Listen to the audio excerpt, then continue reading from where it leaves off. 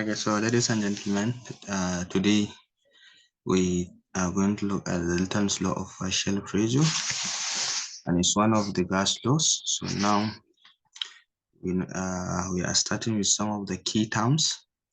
The pressure exerted by an individual gas in a mixture is known as partial pressure. Yeah, of course, we may have like, let's say, three different gases. So the pressure exerted by each of that individual gases in that mixture of gases, we call it a partial pressure. Let's say we have oxygen, we have nitrogen, we have sulfur, we have chlorine. So we have three gases, so they're in a mixture of a container. So the pressure of each of that gas is what we call partial pressure. And then assuming we have a mixture of ideal gases, so we can use the ideal gas law to solve the problems involving gases in a mixture.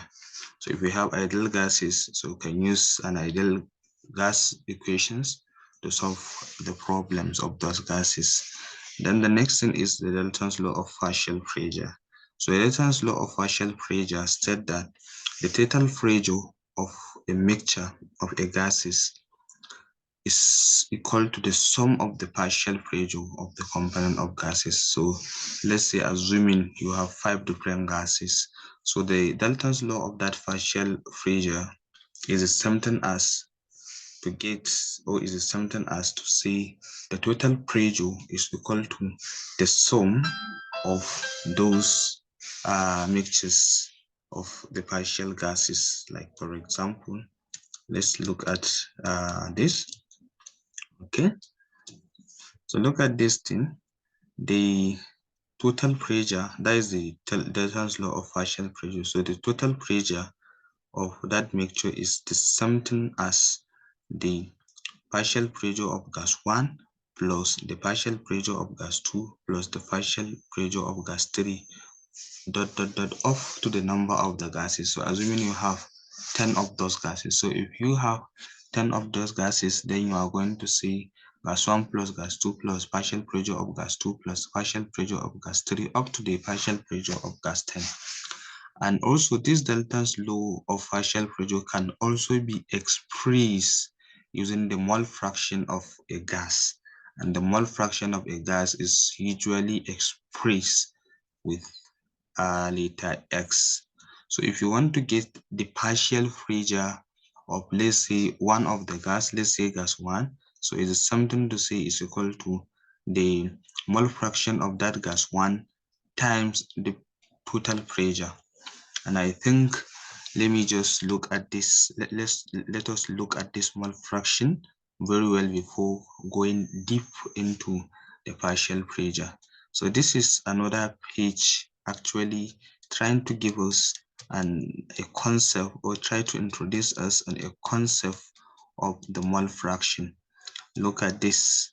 What is a mole fraction? So we have different ways of indicating or the concentration of a solution. So one of a way of indicating or of knowing the concentration of a solution is using a mole fraction. And this mole fraction is a unit of concentration in the solution. And it is also represented with capital letter X.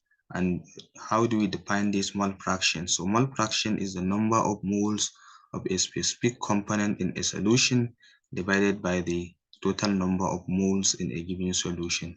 So let's say in the solution you have 3 different components.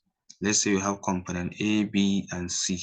So if you want to get the mole fraction of component C, you are now going to see the mole fraction of C divided by the total moles of all the other components.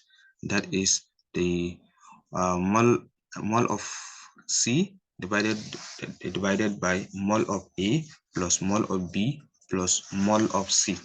So that is, and this is the definition, is the number of moles of a specific component in a solution divided by the total number of moles in the given solution. So this is the formula that we usually use to give us the exact picture of the mole fraction. So let's say the mole fraction of solute is something as a something as a moles of solute divided by the total moles, number of moles of all the solvent. So let's say we have two components, component A and B. So if you want to get the mole fraction of component A, so this XA means the mole fraction of component A.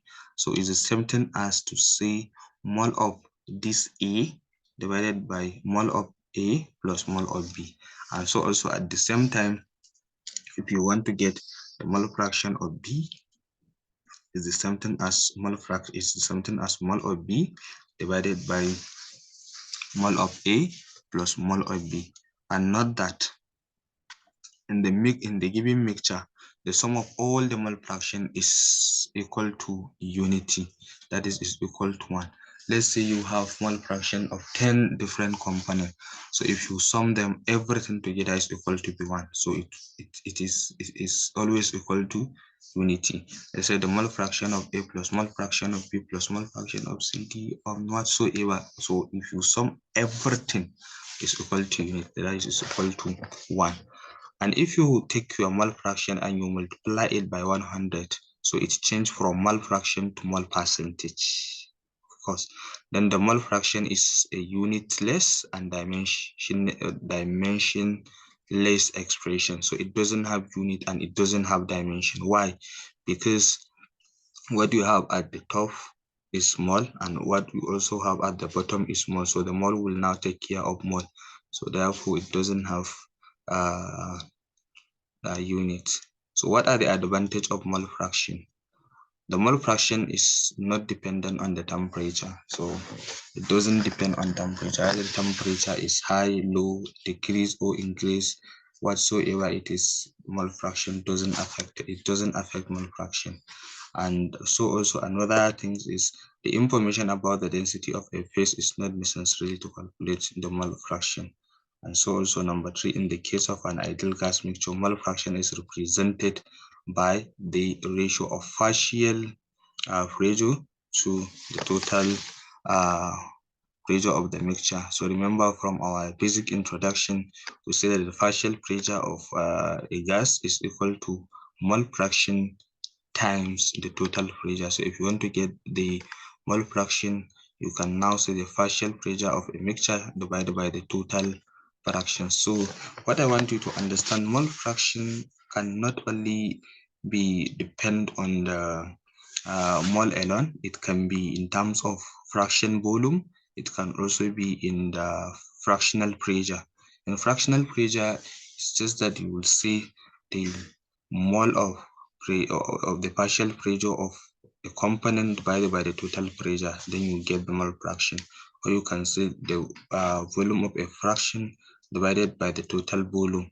Then from there you will also get your mole fraction. So it's not only, it cannot be always in mole, it can be in volume fraction, it can be in pressure fraction. So that all those terms are possible. So we have example here.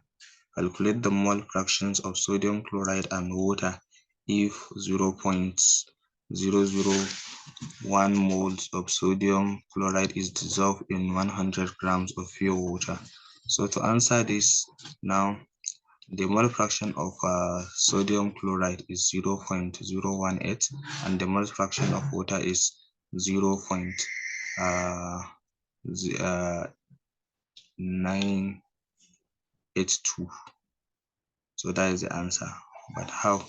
So remember that the molecular weight of water is 18 per mole and the number of moles of water.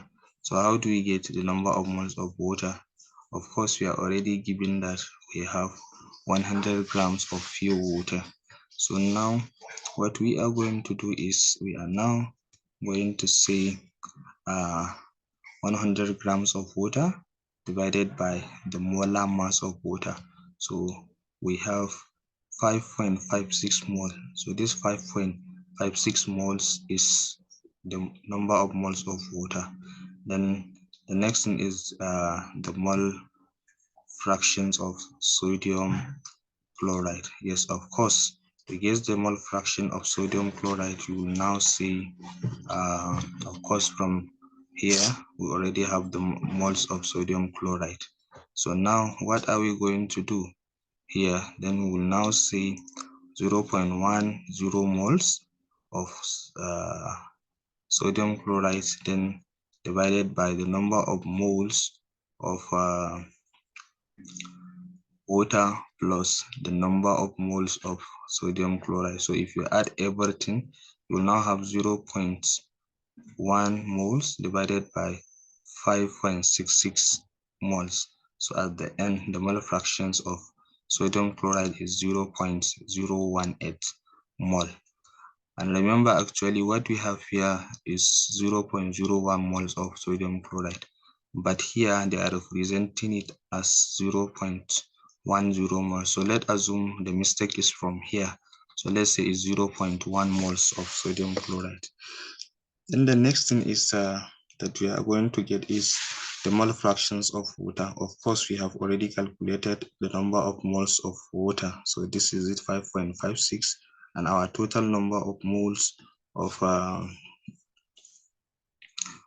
this of sodium chloride, sorry, the total number of moles is 5.56. That is the number of moles of water plus the number of moles of sodium chloride. So it's 5.66. So if we divide 5.56 divided by 5.66, we have 0.982. So this is the mole fractions of water. So I hope this is clear. Then the next thing is calculate the mole fractions of acetone in a solution containing 1 mole of benzene, 2 moles of carbon tetrachloride, and 3 moles of acetone. So you see here we have 3 different components, and we are given the number of moles of each of the component, and we are asked to calculate the mole fractions of acetone. So this is simple.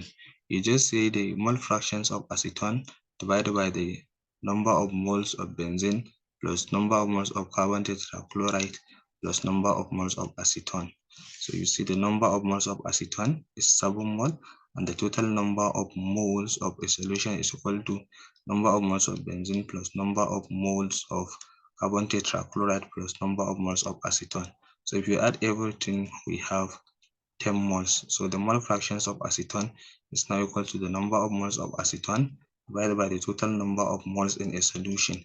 So we'll now say 7 moles divided by 100 moles, sorry, divided by 10 moles. So we have 0.7 mole. So if you want to get the mole fraction of benzene, then you now take the number of moles of benzene divided by 10 is 0.1 mole. And if you want to also get the number of moles of carbon tetrachloride is 2 mole divided by 10. So we have 0.2 mole. Then another example here is we have 25.7 grams of formaldehyde is dissolved in 3.25 moles of carbon tetrachloride.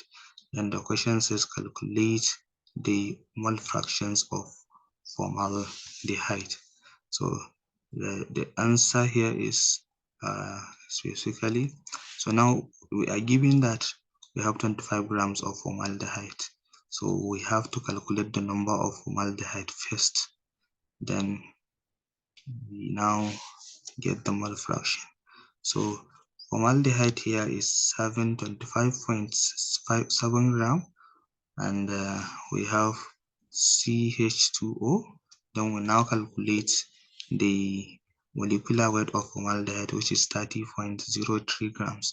So we now say 25.7 grams divided by 30.03 grams. So therefore at the end we'll have 0.856 moles. So therefore now the number of moles is in the solution is equal to, then we now add everything. So it's equal to now the number of moles of formaldehyde, which is 0.856, plus the number of moles of carbon tetrachloride, which is 3.25 moles. Then at the end now we have 4.106 mole. So the mole fractions of formaldehyde will now be equals to 0.856 divided by the total number of moles, which is 4.10. So at the end we have 0.280 moles. So this is this. And we also have another one. The solution is prepared by mixing 25.0 grams of ethanol and 25.0 grams of water. So determine the mole fractions of each component. So it means we have to determine the mole fractions of ethanol and that of water.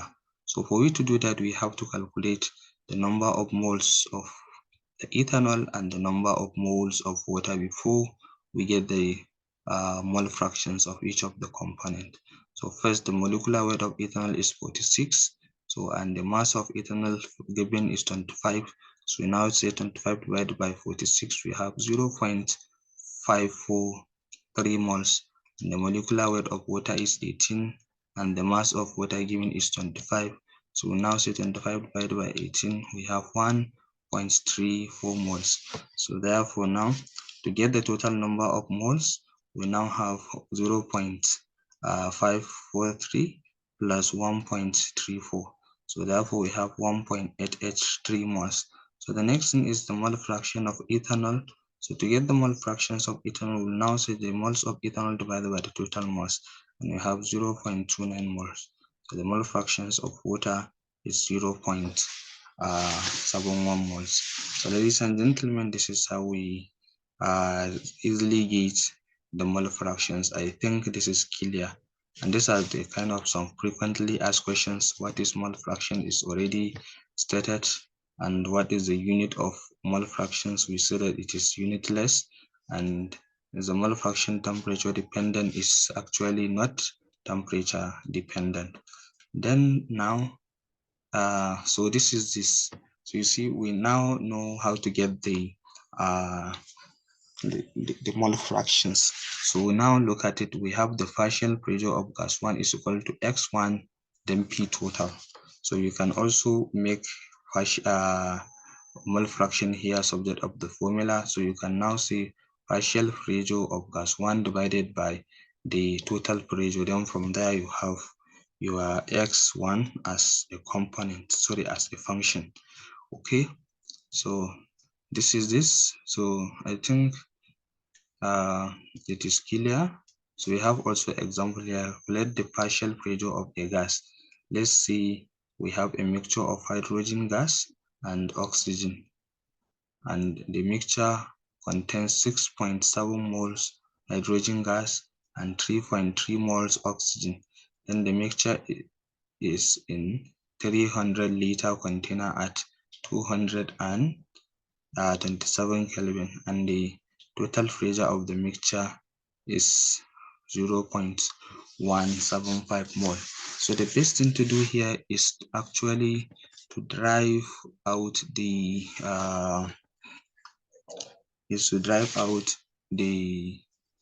data from the question. And how do you drive the data? Of course, we have volume and we have temperature, we have number of moles. So the question says we are to get